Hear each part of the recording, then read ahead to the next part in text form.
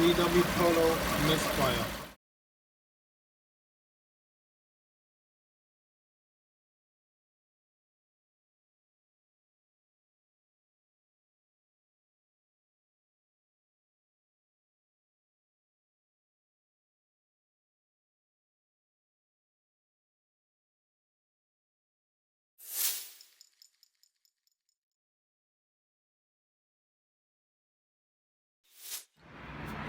I've got a spare coil, so I'm just going to swap it and then we'll see.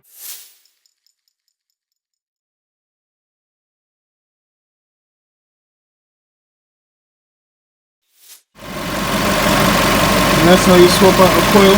Just pull it out and put it in, connect it and disconnect it. Now you see the rubber over here.